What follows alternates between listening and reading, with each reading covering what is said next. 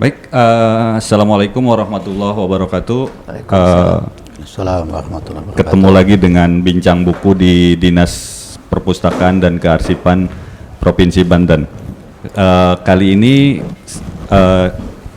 ada sesuatu yang sangat istimewa karena buku yang kita akan bincangkan adalah buku yang sudah berusia lebih dari setengah abad. Ditulis pada tahun 36. Kemudian diterbitkan tahun 96. Tokoh yang menulis buku ini juga bukan tokoh sembarangan. Dia adalah mantan Bupati Serang, Pangeran Arya Ahmad Jayadiningrat, Bupati Serang sekitar tahun 1900 sampai 1924 kalau tidak salah. Kebetulan telah hadir di tengah-tengah kita salah satu keluarga, lebih tepatnya adalah cucu dari Pangeran Arya Ahmad Jayadiningrat, yaitu Bapak Anangga W. Rustiono. Selamat siang, Pak. Siang, Pak. Terima Kabar kasih. Siang ini. Sehat, Pak, ya, di tengah. Alhamdulillah dalam suasana ini kita masih bisa ketemu. Itu berbahagia sekali karena di mana-mana banyak orang yang nggak bisa ketemu. Dan saya mendapat izin istimewa boleh keluar rumah. Alhamdulillah. Dan keluar kota. Selain itu juga ada hadir di tengah-tengah kita Bapak Sekretaris Dinas Perpustakaan dan Kearsipan Provinsi Banten, Bapak Ardius Prihartono. Ya. Selamat siang, Pak. Selamat siang. Sehat ya, Pak, ya, Sehat hari selalu, ini. ya. Alhamdulillah. Dan kali ini kita akan berbincang tentang memoir ya, Pak, ya, memoir Pangeran Arya Ahmad Jayadiningrat. Seorang tokoh Banten yang kalau dalam pembacaan saya soal sejarah Banten adalah salah satu produk pertama dari politik etis yang dilakukan oleh Belanda, di mana kolonial saat itu, pemerintah kolonial menginisiasi masyarakat pribumi untuk mendapatkan pendidikan yang layak pula. Untuk selanjutnya mungkin saya memberikan kesempatan kepada Pak Anangga untuk mungkin bercerita bagaimana soal buku ini sehingga kemudian terendap lama, Pak, ya, di negeri Belanda sana sampai kemudian dicetak pada tahun 96 itu oleh paguyuban keluarga Raden Ahmad Jayadiningrat. Terima kasih, Pak. Saya atas nama keluarga besar Pangeran Arya Ahmad Jayadiningrat sangat bergembira bahwa kami diminta datang ke sini untuk mengenang kembali eyang kami, dan menyerahkan, dan kami ingin menyerahkan buku yang dibuat oleh beliau sebelum beliau wafat mengenai pengalaman-pengalaman beliau selama menjabat sebagai Regen Serang. Bupati.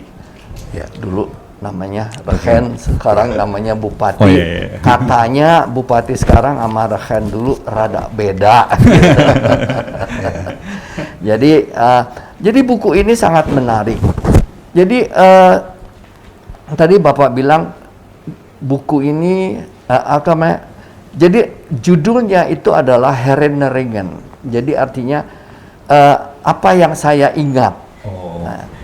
Jadi ketika kami terjemahkan, kita mau menerjemahkan biografi, dia tidak menceritakan mengenai dirinya sendiri, tapi sangat luas. Dan makanya kita menggunakan kata memoir, artinya apa yang dia ingat, begitu. Jadi buku Herinneringen dari Pangeran Arya Ahmad Jayadiningrat ini diterbitkan pertama kali tahun 1936 di Batavia oleh suatu penerbit terkenal waktu itu, Koloff. Buku yang saya tidak menggunakan kata ditulis karena pada saat itu beliau sudah sakit, jadi lumpuh, tetapi ingatannya sangat kuat. Dan segala apa yang disebutkannya di situ ditulis oleh seseorang. Jadi makanya dia menyebutkan ini Herrenregen, apa yang aku ingat. Itu ditulis tahun 1936. Diterbitkan di Batavia dan nggak tahu bagaimana, tidak terdengar apa-apa. Tapi kemudian pada tahun 96, jadi 60 tahun kemudian, kami cucu-cucunya ada 3 orang melihat buku yang tua ini, yang kita punya satu ini, buku tua ini. Sepertinya satu-satunya itu ya. Saya nggak tahu, mungkin ada, tapi kebetulan dari kita itu saya yang punya. Gitu. Jadi dan umur ini, buku ini umurnya lebih tua dari tahun kita. 3 ini diberikan kepada paman saya dari pihak bapak, dari adiknya pada tahun 1937. Masya Allah. Jadi jauh sekali. udah jauh gitu. Ini Ini warnanya udah kayak tua dari begini. Republik ini nih, Pak. Iya. Dan kalau mau lihat potretnya bagus-bagus, tapi juga di dalam ini terjemahannya ada semua. Jadi ketika tahun 96 kita merasa sudah banyak generasi kita yang tidak mengerti bahasa Belanda. Jadi kita berinisiatif untuk menerjemahkan. Waktu itu kita bertiga, itu Ibu Supiah Latifah, beliau masih ada tapi sudah sepuh. Kemudian saya sendiri, dan yang ketiga adalah sepupu saya, Profesor Surna Cahya Jayadiningrat, almarhum. Dan kami didukung oleh satu dari paman kami, itu Laksana Muda Nasis Jayadiningrat. Jadi kalau Anda baca di sini ada ditulis siapa yang berinisiatif menerjemahkan ini. Jadi cukup lama antara buku ini sama buku ini, itu 60 tahun. 60 tahun 60 jaraknya. tahun. Jaraknya. Lama juga ya. Jadi kami setelah kita bisa mengerti secara lengkap, maka kita sangat bangga sama eyang kita. Ternyata beliau itu dalam tulisannya itu menceritakan segala macam pengalaman. Mulai dari pengalaman pemerintahan, kondisi rakyat di sini, mengenai pandangan dia antara pribumi dan Belanda, dan itu semua tergambarkan. Jadi sangat menarik buku ini. Kalau saya baca di tahap awal itu Pak, di bab awal, saya melihat misalnya sesuatu yang menariknya begini, misalnya ketika Ahmad Jayadiningrat itu belajar tentang bahasa Belanda dengan pamannya di Pandeglang. Satu waktu guru Belandanya itu kedapatan sedang mabuk, Pak. Kemudian Pangeran Ahmad Jayadiningrat menolak untuk belajar kembali karena gurunya mabuk, karena itu dilarang. Ini mungkin terkait dengan pengalaman masa kecilnya yang belajar ngaji, misalnya ke Kaduhiled di Mandalawangi sana, Pak, Kaduhiled itu, kemudian di Karundang sini. Nah itu ada hal-hal sisi-sisi yang agak berbeda dari seorang Pangeran Ahmad Jayadiningrat ketimbang saya membaca soal biografi bangsawan lain di luar Banten ya. Artinya bangsawan di Banten itu atau menak atau priayi di Banten itu juga bisa ngaji gitu loh. Jadi secara agama. Itu gimana? Jadi memang makanya saya baca kembali baru-baru ini. Memang kehidupan yang sangat menarik. Jadi dan variatif sekali ya. Jadi seperti Anda bilang, beliau adalah bupati. Ketika beliau diangkat sebagai Bupati Serang tahun 1901, beliau menggantikan bapaknya ketika berumur 24 tahun. Masih muda sekali.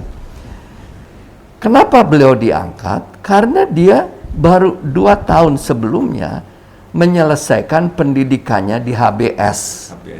HBS itu pendidikan yang tertinggi waktu itu, hanya untuk Belanda, Cina, Timur Asing, dan elit pribumi. Betul. Jadi beliau dimasukkan sebagai elit pribumi oleh karena bapaknya Regen dari Serang. Ya. Tapi kita kembali lagi tadi Bapak katakan mengenai dia belajar bahasa Belanda karena memang Bapak beliau sudah membuat anaknya untuk belajar bahasa Belanda dengan baik dan mendapatkan pendidikan yang terbaik sehingga bisa dengan hubungan-hubungan baiknya dengan pejabat-pejabat Belanda waktu itu, sehingga beliau bisa sekolah di Batavia, di HBS, dan menyelesaikan di HBS.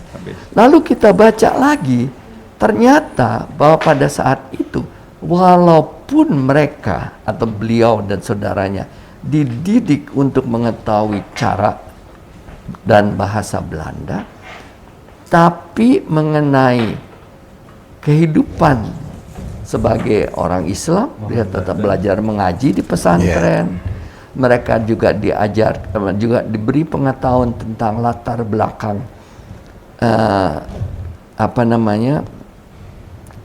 keluarganya juga mengenai Baduy dan segala macam. Jadi cukup lengkap lah untuk pada belajar kidung juga, Pak. Dan sebetulnya betul pandangan kata yang Anda katakan.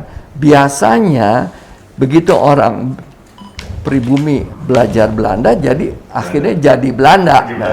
Tapi kalau saya baca ini, saya bangga dengan eyang saya. Dia memang regen yang diangkat Belanda, tetapi semua pemikirannya itu adalah untuk kemajuan pribumi. Mungkin saya akan ke Pak Sekdis ini, Pak, melihat buku memoir yang usianya melebihi Republik ini tahun 36. Gimana ini Pak pandangan Bapak dari sisi perpustakaan, karena ini satu referensi yang saya rasa harus menjadi bahan bacaan orang Banten. Gimana Pak? Ya, sebelumnya saya mengucapkan selamat datang. Terima kasih Pak. Atas kedatangan Bapak beserta keluarga, ya, menyempatkan waktunya Pak di Dinas Perpustakaan ini. Ya, tadi sudah disampaikan begitu langkahnya ya buku ini Pak. Sampai tadi setengah abad baru dicetak, kemudian kita juga melihat sangat sulit Pak mendapatkan buku ini. Terus terang aja saya juga dapat dari Pak Eping itu fotokopiannya Pak ya, fotokopian yang tebal itu kan. Satu hari sebelumnya saya bilang, Pak Eping, ini harus ada yang kita dapatkan. Saya bilang kalau misalkan ada keluarganya yang datang ke sini, paling tidak ya kita ingin mendapatkan oleh-oleh atau kenang-kenangan Pak. Ya misalkan ada foto-foto yang akan kita jadikan arsip di kita Pak, misalkan direpro lagi. Kemudian sebetulnya ada dari keluarga Bapak juga yang di lantai 2 ya Pak. Ada di lantai 21. Tapi itu belum lengkap Pak, belum lengkap. Makanya kita terus mengakuisisi Pak dokumen-dokumen pahlawan-pahlawan kita ini. Mudah-mudahan ini bagian dari hasanah kekayaan dan tidak melupakan sejarah Pak. Nah, jadi bangsa yang besar, bangsa yang tidak akan lupa Pak, katanya kan itu Pak, akan sejarahnya kan itu. Itu tadi kita ada keinginan Dinas Perpustakaan itu paling tidak dengan wacana ini, dengan pertemuan yang singkat ini Pak, kita ingin menjadikan satu pengetahuan Pak untuk generasi ke depan bahwa memang ini kita punya tokoh yang fenomenal tadi yang saya sampaikan, tadi kita diskusikan itu Pak, fenomenal, kemudian ya patut dibanggakan. Saya sendiri sampai bingung kalau kita lihat jalan ke alun-alun PAA Jayadiningrat itu sebetulnya siapa, ya kan? Ini kan sebetulnya kan siapa sih sebetulnya sampai jadikan salah satu jalan di kabupaten Pak yang dekat alun-alun kan misalkan. Ini kan tidak semua paham akan sejarah ini kan. Misalkan kita ada jalan Kolonel T.B. Suwandi, Jalan Lingkar Selatan kan itu.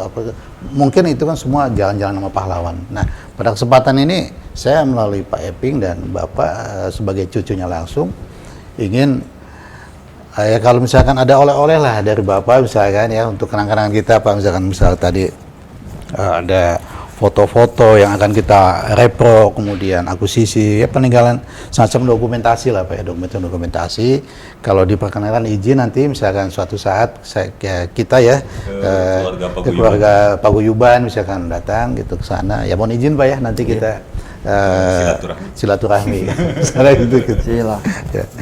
Jadi ini akan menjadi satu kebanggaan masyarakat Banten Pak, bahwa memang zaman dulu pun sudah ada tokoh yang patut kita banggakan gitu, patut kita contoh. Tadi itu bukan hanya soal kepahlawanannya, tapi pendidikannya. Kemudian kalau saya lihat tadi nilai-nilai sisi ketuhanannya juga ada, ya kan. Beliau sangat concern kan mengaji, kemudian sisi apanya? Kalau saya lihat ada banyak sisi yang saya catat itu Pak, misalkan sisi nilai-nilai edukatifnya Pak, misalkan. Kemudian nilai teoritisnya, nilai filsafatnya, nilai kemanusiaannya juga. Tadi Bapak sebelum kita diskusi kan ada soal berangkat haji tadi kan, diskusi soal bagaimana beliau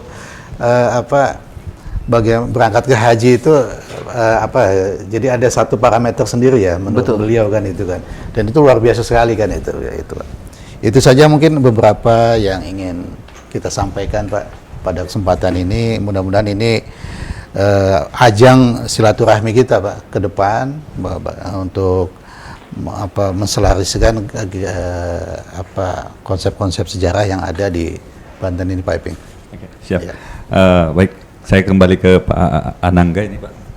Saya sebagai orang yang sebutlah jauh lebih muda Pak ya, jauh lebih muda, dibesarkan dalam situasi 80 sampai 90. Pada masa itu Pak, kita lihat kan film-film itu menggambarkan kolonialisme itu, ya misalnya kaum priai itu seperti apa, terus apa gitu kan, itu berdampak ke kepala saya Pak ketika misalnya saya membaca buku ini ada perang psikologis di saya juga, ini gimana saya bilang kan. Nah saya ingin gimana ya, kalau bagi keluarga sendiri mungkin sebagai Ahmad Jayadiningrat itu sebagai pribumi, kemudian dia sebagai orang yang berada dalam pemerintahan, sementara juga dia tidak lepas kan Pak ya, dari masa kecilnya di kehidupan sosial orang Banten itu dia terlibat Pak, misalnya menjadi santri Sorogan, terus meminta-minta, saya baca sama gitu kayak di pesantren dia diperolok-olok karena dianggap antek Belanda dalam tanda kutip. Tapi ketika pun sekolah, dia tidak diterima sama orang Belanda karena dia orang pribumi gitu. Yeah. Itu gimana Pak ya? Itu menarik bagi saya itu. Iya, ini memang sangat menarik buat kita semua. Iya betul. Jadi saya ingin menjelaskan dulu sebelum pertanyaan saya menjawab bahwa kita melihat juga di buku ini bilang Herendergen Pangeran Arya Ahmad Jayadiningrat. Ya. Kemudian orang tanya, pangeran dari mana? Ya itu. Karena kan di Banten nggak ada pangeran. Nggak ada pangeran. Ya. Nah saya ingin menjelaskan bahwa pada masa Belanda itu setiap jabatan itu mendapat penghargaan dengan suatu gelar. Jadi ketika beliau pertama kali menjadi bupati, dia angkat sebagai bupati, beliau kan waktu itu belum asisten wedana penuh. Kemudian diangkat, kemudian karena itu dia mendapat gelar Tumenggung. Kemudian baru setelah 25 tahun beliau menjabat sebagai bupati, beliau kemudian mendapat gelar Arya. Jadi mula-mula Raden Arya Ahmad Jayadiningrat. Yeah. Kemudian ketika di akhir hayatnya sebelum dia meninggal, dia diberikan gelar pangeran oleh pemerintah Belanda sebagai penghargaan atas pengabdian beliau menjabat sebagai Regen Serang, Regen Batavia, dan anggota Volksraad. Oh iya, anggota Volksraad. Ya. Jadi ketika orang tanya, saya mengatakan kami bukan pangeran dari kelompok bangsawan, tapi memang pangeran itu diberikan sebagai gelar atas penghargaan pengabdian. Jadi ketika Anda membaca pengalaman beliau di waktu kecil dan muda, itu adalah pengalaman seorang pribumi yang juga berkebetulan beliau sudah anak pejabat lah gitu ya. Karena bapak beliau kan menjabat begitu. Dan itu diteruskannya ketika dia sebagai bupati, bahwa dia selalu mencoba, saya harus sama dengan orang Belanda. Dia tidak mau tidak disamakan dengan orang Belanda. Harus setara dengan orang Belanda. Itu dia usahakan terus. Dan itu dia peroleh melalui pendidikannya, makanya dia lulusan HBS. Dia mendidik anak-anaknya juga harus berpendidikan itu. Tetapi unsur budaya sebagai pribumi tetap dipertahankan. Dan bahwa bagi beliau harus ada persamaan antara pribumi dengan orang Belanda. Saya pakai istilah pribumi ya. Kemudian juga kita lihat dalam ceritanya bagaimana dia tuh sering zaman dulu istilahnya tourne, itu perjalanan dinas. Ceritanya dia tuh sering perjalanan dinas, cerita dia naik kuda, naik dokar atau apa begitu, tapi dia melihat rakyatnya, makanya dia bisa cerita tentang rakyatnya. Nah, makanya juga kita kalau dikatakan bahwa zaman dulu kalau kelompok elit itu adalah beda dengan yang lain gitu kan, seolah kita kelas sosial tersendiri.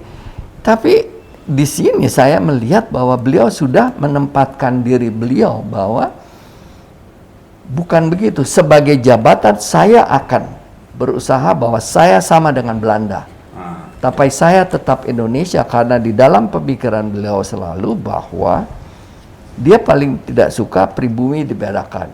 Seperti tadi saya juga sudah katakan, dia menentang ketentuan hukum adanya perbedaan daripada golongan masyarakat yang untuk berlakunya hukum perdata. Jadi dalam hukum perdata kita yang kita sudah terima dari tahun 18 sekian, di situ dibedakan 4 golongan: Belanda, Cina, Timur Asing, baru Enlander. Enlander itu pribumi. Nah, dia berusaha untuk tidak boleh dibedakan itu. Dan ketika suatu saat sebelum dia kenapa dia diangkat jadi anggota Volksraad? Karena dia berjuang, kita pakai istilah berjuang lah, bahwa dia adalah pertama ketua daripada perkumpulan bupati, bupati pribumi. Ada forumnya bukan dulu di Jawa juga aja. Pokoknya jadi, ada forumnya gitu. Kalau sekarang ada APEKSI kan, asosiasi pemerintah kabupaten kota ya. Itu juga ada berarti juga ada ya. Itu kalau dipanggil atau dalam acara-acara tertentu oleh gubernur jenderal kan waktu itu. Itu biasanya kalau peringatan Raja Belanda atau Ratu Belanda, mereka semua berkumpul gitu. Tapi di situ udah melihat, katanya kita ada kelompok yang namanya kesatuan bupati gitu. Nah, itu jadi di situ kita lihat juga bahwa beliau sangat memperhatikan mengenai permasalahan Indonesia dan kepribumiannya. Gitu. Ya. Bahkan yang memperjuangkan bahasa Melayu itu di Volksraad kalau nggak salah satunya. Ya, jadi beliau anggota Volksraad dan beliau berbahasa Melayu di situ.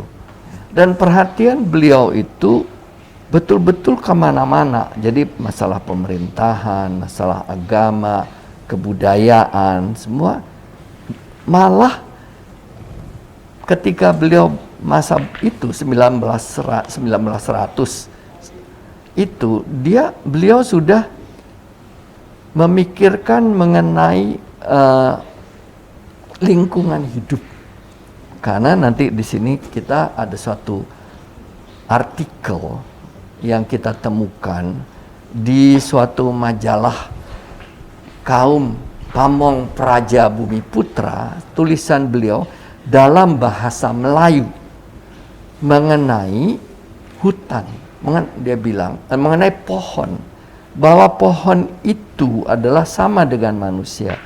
Orang boleh menebang pohon untuk kopi dan segala macam, tetapi pohon itu, satu pohon ditebang harus diganti dengan pohon lain. Jadi di artikel itu dia udah bicara mengenai lingkungan hidup. Pada tahun 900-an, permulaan sampai tahun 20-an gitu kan, itu bukan main. Isu hari ini ya. Iya, isu hari ini.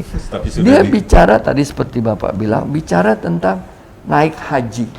Naik haji dulu harus ada pas. Pas itu harus diminta dari rekennya.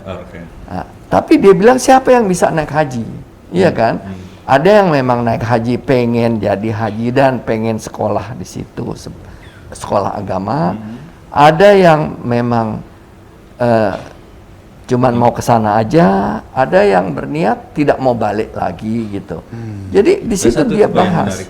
Dalam bahasan Pak Raden Ahmad Jadiningrat, ada yang naik haji karena keluarganya ingin dia jadi baik katanya. Oh iya, iya malah ada, ya. Terus dia juga menulis bahwa mereka yang anak haji ada yang juga jadi penjahat juga. Iya betul. Ada di sini. Iya. Jadi buat saya sangat menakjubkan ya. Beliau membahas itu, terus beliau bahas mengenai kerajinan. Beliau bahas mengenai bahwa waktu itu kerajinan di Banten katanya turun. Kenapa nggak diadakan? Lalu dia menyuruh wanita-wanita untuk membatik. Dia bicara membatik. Batik Padahal Banten ya. saya nggak kenal batik. Baru tadi kita bahas di itu bahwa orang Baduy itu ada batik biru. Tapi terus ada yang menjelaskan. Mereka punya batik khusus, tapi oleh pengetuanya itu, puunnya itu dilarang membatik karena membatik itu akan mengakibatkan berbisnis, cari duit, itu nggak boleh. Nah, padahal ini kakek saya dia bicara tentang pembatik, jadi berarti kan dia mau mengajukan itu kan, yang di sini batik, yang di situ, oke deh, bisa kita pakai gitu. Jadi hal-hal yang begini yang sangat menarik. Dia bicara kerajinan itu dalam kaitan apa sekarang namanya buatan dalam negeri lah, cangkul dan segala macam itu. Jadi sangat luas. Sepertinya memang kita harus silaturahmi ke Pak Guyuban ini, Pak. Ya, kita ke depan akan membuat satu dokumenter, Pak, yang akan kita tayangkan keliling Bos Banten, Pak. Ya. Nah, dan kita sudah melakukan itu, pemutaran film-film dokumenter itu, Pak. Nah, ini kalau misalkan lengkap dokumen ini akan menjadi satu kekayaan sejarah dan akan kita putar, Pak, sebanten keliling, Pak, insya Allah, Pak. Ya. Kita memang begitu rencananya, Pak. Tapi menarik sekali itu. Tiba-tiba saya lihat dari satu halaman bahwa ketika yang sekarang namanya ITB, Institut Teknik Bandung, dibuka pertama kali dibuka di Bandung, kakek saya itu diundang oleh Gubernur Jenderal untuk hadir dan bicara dalam pembukaan itu sebagai wakil pribumi. Jadi kan itu di situ kelihatan. Sekolah di sana satu orang Itu Profesor Surna Cahya itu adalah bukan dari adiknya itu Pak Muhammad ya yang sekolah di sana. Apa diceritakan di buku itu di sekolah Menak itu? Sekolah Menak mungkin ya. Tapi itu bukan di ITB-nya, tapi ini ketika ITB-nya ini. Jadi betapa zaman ketika itu pun bahwa pemerintah Belanda menghargai beliau sebagai seorang pribumi, seorang intelektual juga gitu loh. Itu intelektual pribumi. Intelektual pribumi, dan itu menarik sekali gitu. Dan itu udah orang Banten gitu loh. Jadi wajar sebenarnya bagi harusnya di Banten itu budaya intelektual itu harus ada. Sebab selain Pangeran Ahmad Jayadiningrat, Husain Jayadiningrat, jauh sebelum itu ada Syekh Nawawi yang menjadi intelektual. Kemudian gini Pak, saya dengar cerita itu bahwa Pangeran Ahmad Jayadin, kakek Bapak itu adalah salah satu keturunan Baduy Pak ya, dari Pangeran Astapati. Kalau tidak salah Ya. yang makamnya di Odel. Suka jarak ke sana Pak? Iya. Udah. Udah lama enggak?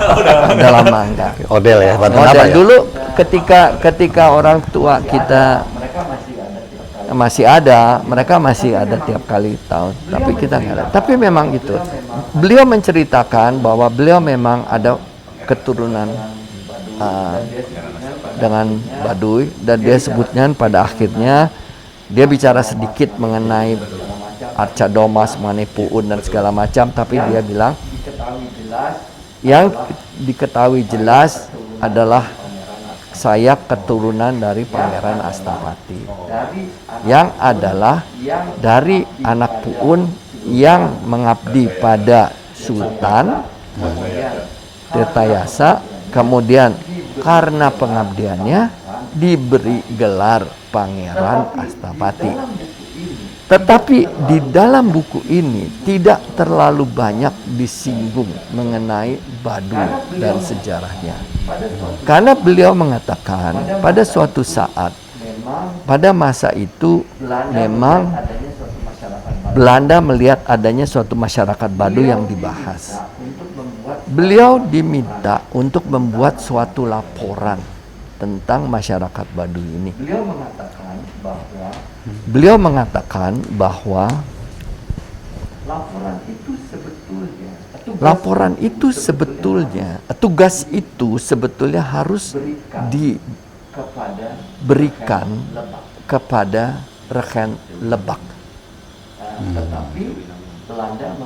Tetapi Belanda memberikannya kepada kakek saya. Untuk supaya persoalan tidak menjadi suatu masalah, beliau mengatakan laporan saya tidak diumumkan, tapi saya serahkan kepada gubernur. Kemudian ternyata laporan itu disimpan atau diberikan kepada Snukhrugronje untuk disimpan di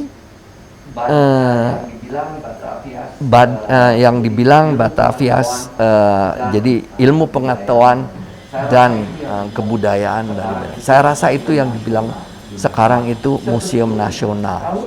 Nah, sebetulnya kalau ingin mengetahui lebih banyak mengenai budaya Banten atau masyarakat Banten itu, yang kita lihat laporannya tuh apa sih sebenarnya?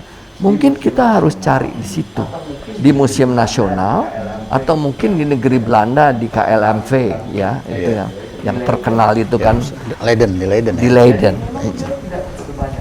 Jadi memang beliau tidak terlalu banyak. Dia bilang pengetahuan saya mengenai masyarakat Banten, mengenai masyarakat Baduy, saya dapatkan dari seseorang Baduy yang namanya maaf saya lupa selalu namanya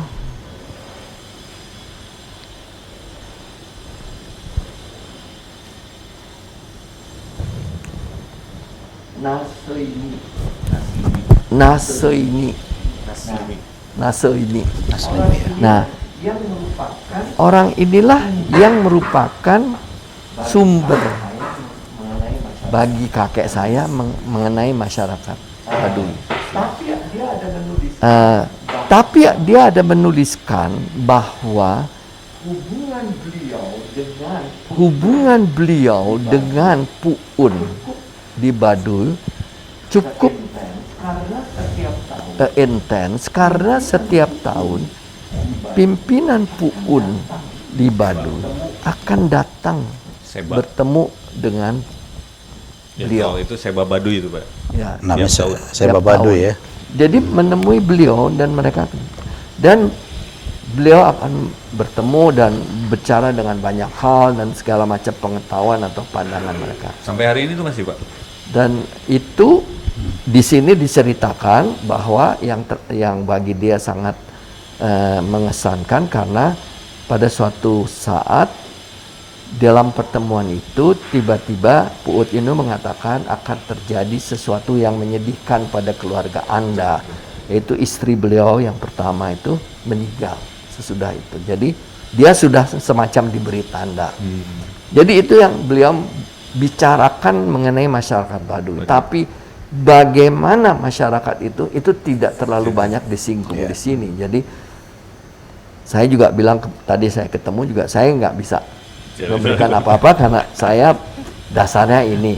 Tapi menurut buku ini memang kami adalah ada keturunannya dari Pangeran Astapati. Itu ada beberapa ke atas gitulah ya. Jadi hanya itu yang bisa ini. Tapi sangat-sangat menarik karena orang kan tanya kalian tuh dari mana gitu. Terus kita bilang Banten kan, tuh bagus mana? Kita enggak juga. Iya kan? Kalau dari Baduy, ya kita sebut Pangeran Astapati. Tapi kan kita nggak tahu itu semua gitu ya. Jadi inilah menarik karena terus terang aja tadi ada yang tanya, apakah ada masih keluarga di sini dari Pangeran Ahmad Yaningrat? Nggak ada. Nggak ada, Pak? Nggak ada. Karena kan beliau di sini sampai tahun 24. Dari 24 beliau pindah ke Batavia. Ya. Sampai tahun 5 tahun lah 29. Kemudian ke Volkrad. Itu anaknya semua di Batavia, berdidik di situ, besar di situ.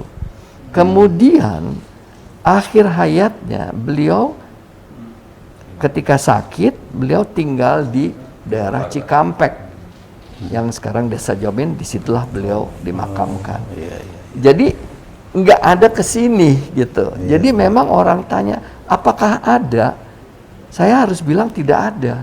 Atau mungkin dari yang pinggir itu, Pak? Kalau yang lain mungkin ada. Tadi Bapak sebut mengenai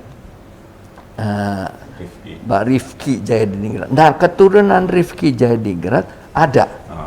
Mungkin dari karena sana. Pak Rifkinya itu memang selalu di Banten.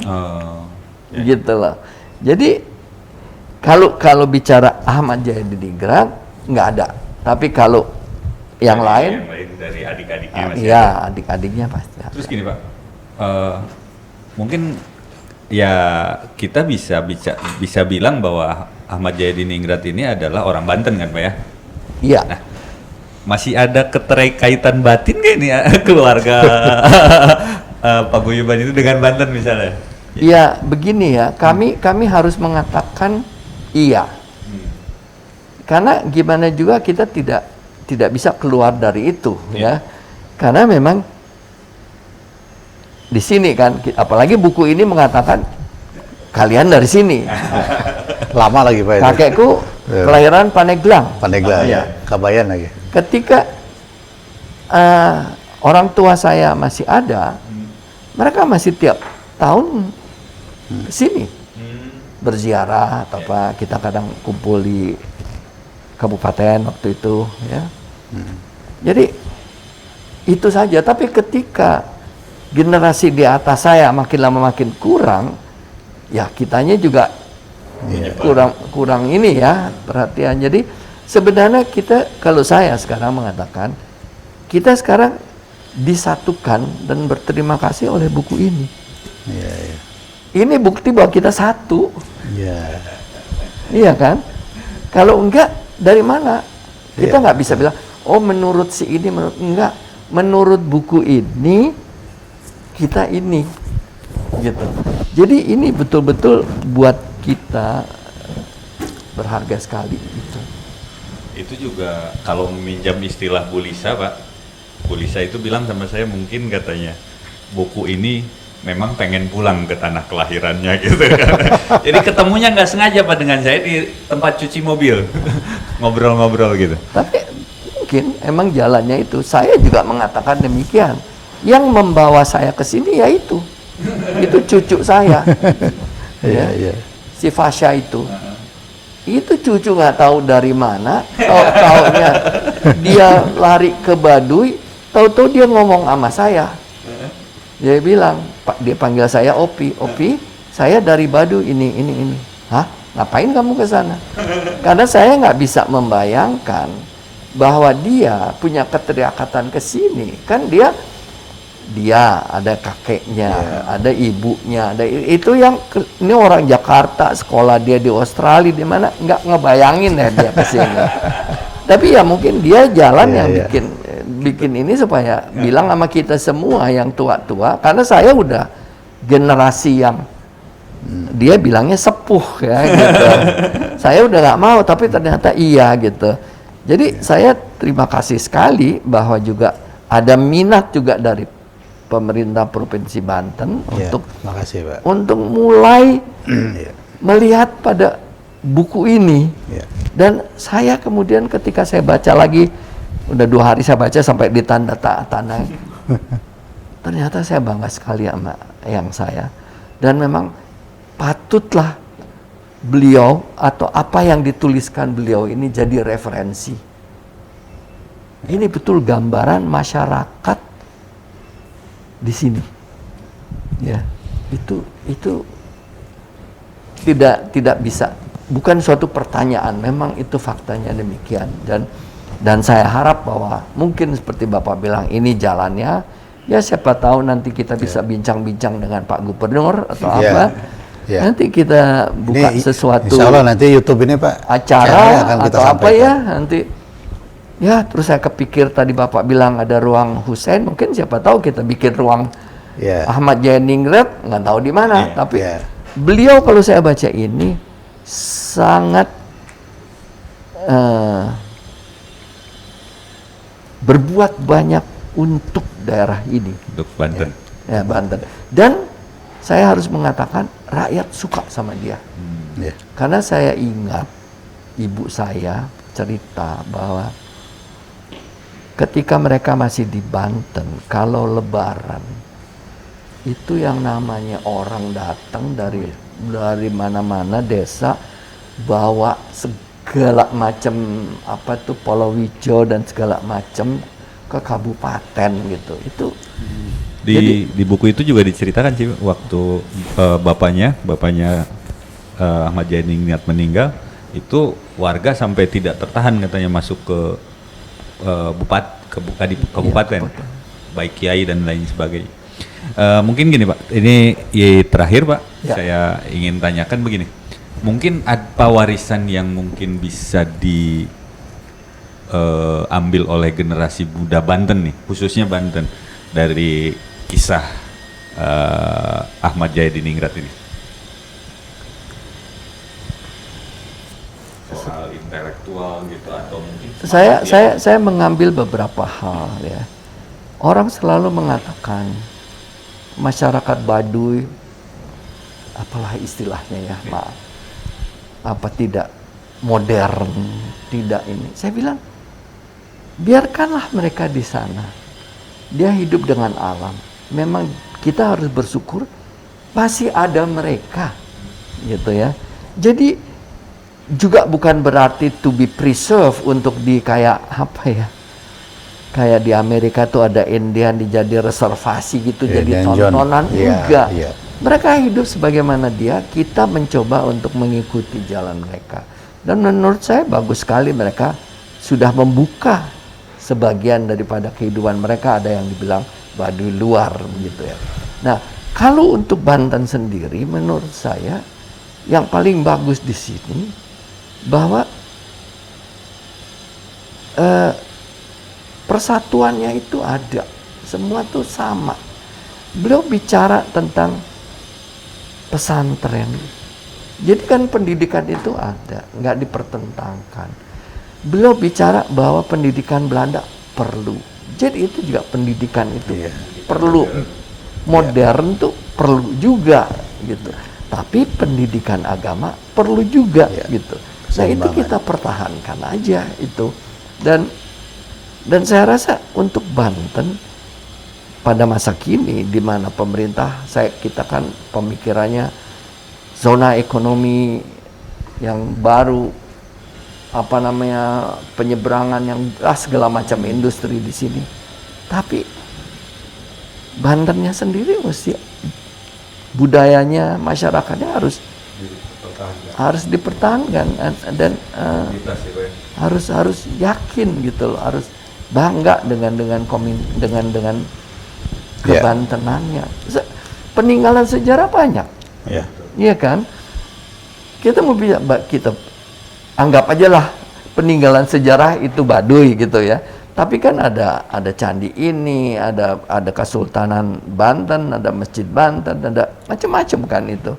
Tapi kita punya juga Cilegon industri, kita punya juga Anyer yang untuk pariwisata. Duit. Tapi kebantenannya jangan hilang gitu. Identitas ya Pak ya? Identitas. Makanya Pak Gubernur juga kan Banten Lama kan sudah di revitalisasi Pak Banten Lama oleh Pak Gubernur kita, kemudian kita juga caringin juga rencananya kan kebijakan beliau itu dalam rangka menghidupkan itu lagi Pak, kebantenan itu. Kayak tadi saya bicara cuman karena tadi ada beberapa puun pakai yang biru, batik biru saya bilang. Oh tadi datang juga diundang Pak? Ada puun juga. Jadi kita bilang, loh kembangkanlah batik Banten. Motifnya apa? Ya motif Baduy tadi, warna biru dengan motif ini. Tapi kan batik itu kan di seluruh Indonesia diterima kan. Ada batik Papua, ada batik manalah Palembang, batik dari Kalimantan semua ada. Batik Banten mesti ada juga dong. Iya, sepakat. Baduy menyetujui motif dia, warna dia diterima. Tapi dia nggak mau bikin kan di situ, nggak boleh, bukan nggak mau, nggak boleh. Ya bikin di luar. Iya.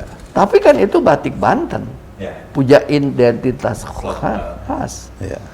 Tenunannya Baduy bukan main sekarang. Terkenal. Istri saya koleksi tenun dan batik. Dia punya yang dari tenun Baduy gitu. Jadi itu yang harus kita pelihara dan itu bahwa sejarah adalah sejarah, tapi bukan berarti anak muda tidak boleh tidak tahu sejarah. Harus tahu sejarah. Tadi itu kan bangsa yang besar adalah bangsa yang menghargai sejarahnya kan. Iya. Iya kan, kita nggak bisa hilangkan sejarah. Kita bangsa besar. Mana ada sih bangsa gini yang beragam budayanya, beragam. Mana ada? Kita loh yang punya. Sepakat saya Pak. Jangan deh kita dijadiin bukan bangsa kita. Kita ada orang kita punya budaya, punya agama, punya kepercayaan. Ya kita punya kan. Kenapa kita mesti seperti orang lain? Baik. Sepertinya memang kalau kita ngobrol bisa panjang. Masih banyak hal yang patut digali sepertinya Pak Sek di sini. Jadi masih perlu pendalaman soal bukan saja soal peran keluarga dari Jayadiningrat ini. Karena yang saya tahu Pak ya, misalnya Husein Jayadiningrat itu adalah doktor pertama, kemudian ini adalah anggota Foksat dan lain sebagainya. Kemudian salah satunya Husein itu adalah tokoh SI gitu. Jadi ada hal-hal luar biasa yang sebenarnya di tanah Banten ini bisa lahir orang-orang yang memiliki kapasitas.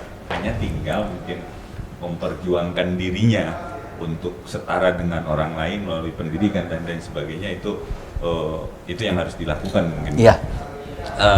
Saya kira masih banyak hal yang bisa kita bicarakan sebenarnya, cuman karena waktu yang memang pendek gitu, terus beliau juga ada acara mungkin juga. ada kepentingan lain. Tapi kami ucapkan terima kasih Pak, di sela-sela kesibukan Bapak yang sangat padat itu bisa menyempatkan diri ke perpustakaan, mensilaturahmikan Pangeran Arya Ahmad Jayadiningrat dengan warga Banten. Ya kita sangat tertarik dan bagus sekali semua jadi apa namanya, dan kalau dibilang keluarga kita juga diverse, beda-beda ya. Ada kakek saya yang bupati, ada kakek saya yang guru besar, ada kakek saya yang satu lagi pemimpin Syarikat Islam. Itu kan juga berbagi bahwa ada, tapi kita semua bisa itu. Jadi itu menarik, itu sangat menarik, dan saya rasa Banten itu menarik gitu. Jadi satu waktu memang kita harus Pak, kita bersilaturahmi dengan paguyuban. Ada paguyuban Pak ya namanya Pak? Ya kita bilang gitu ya, itu adalah paguyuban itu dibikin karena Mungkin, ini. paguyuban keluarga ini juga kan masih punya banyak koleksi soal foto-foto dan lain Iya. sebagainya. Itu yang kita bisa. inginkan. Nanti Ya posisi ya. ini nanti saya ingin menyerahkan satu buku untuk perpustakaan. Ya. Fasya mana ya bukunya? Baik. Ini untuk terakhir Pak, mungkin closing statement dari Pak Sekdis dulu untuk soal kekayaan sejarah kita ini Pak, yang kaitannya sama perpustakaan. Ya. Berkaitan dengan Dinas Perpustakaan Kearsipan Pak, bahwa kita tidak pernah berhenti untuk menggali potensi-potensi sejarah kebantenan Pak. Bahkan salah satu bukti keseriusan kita Pak, di lantai 2 itu ada Banten Corner Pak, Ya. khusus kebantenan. Kalau boleh saya lihat ya nanti boleh, Pak. Silakan. Sekarang juga nggak apa-apa nanti. Ya.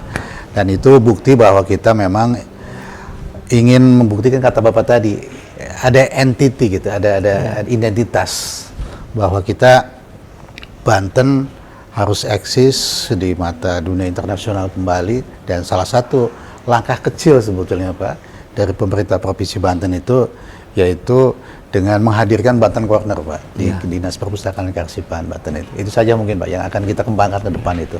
Gitu. Terima kasih Pak. Mungkin ada closing statement Pak, pesan untuk anak-anak muda Banten nih. Kalau ya seperti saya bahwa saya selalu bilang begini, Indonesia tuh besar dan kita terdiri dari banyak provinsi, banyak macam-macam suku. Tapi kenapa anak muda sekarang tidak membangun daerahnya sendiri? Ya. Orang dari sini belajar SMA mau sekolahnya di Jakarta, sekolahnya mau di Surabaya. Di sini ada sekolah. Juga ada misalnya balai latihan kerja di sini. Untuk di sini. Begitu lulus bukan cari kerja di sini, kerjanya di luar. Padahal kan maksudnya bangunlah ini semua di sini. Banggalah dengan daerah ini. Dan jangan selalu menganggap kita daerah tertinggal. Saya paling sedih atau saya tidak setuju kalau orang mengatakan kita daerah tertinggal. Nggak ada daerah tertinggal. Orang Papua bilang mereka masih daerah tertinggal. Dia yang menyatakan tertinggal.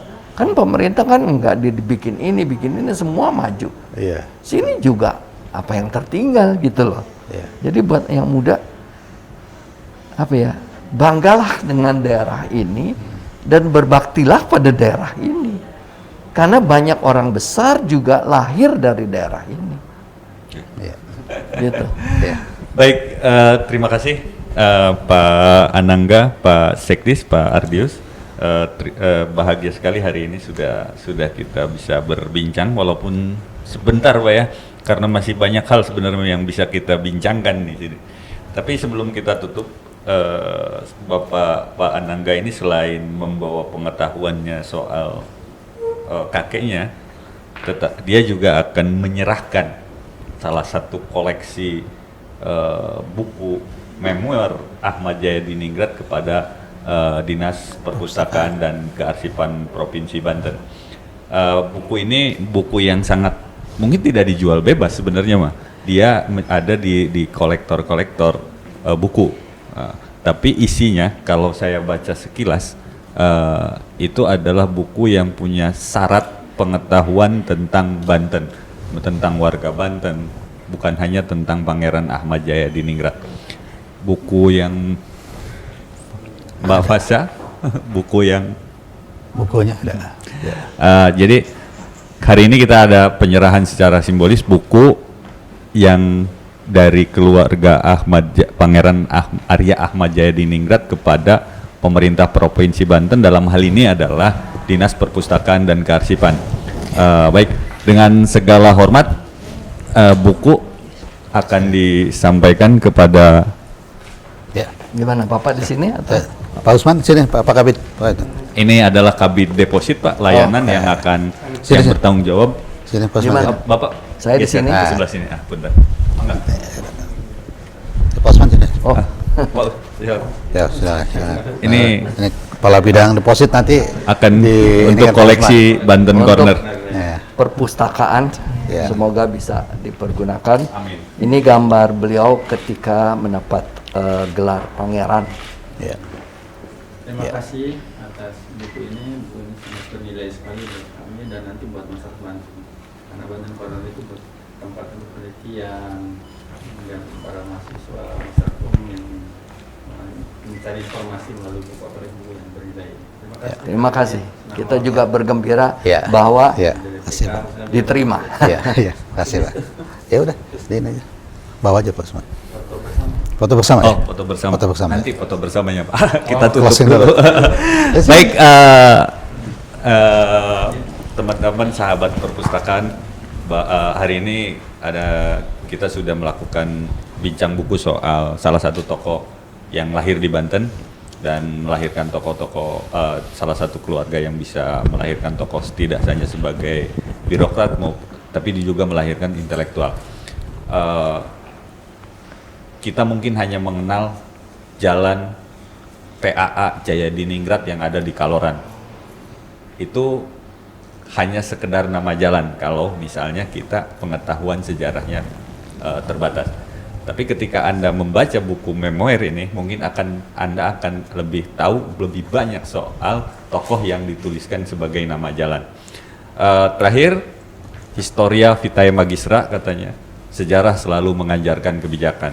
Billahi taufiq wal hidayah. Wassalamualaikum warahmatullahi wabarakatuh. Assalamualaikum warahmatullahi wabarakatuh.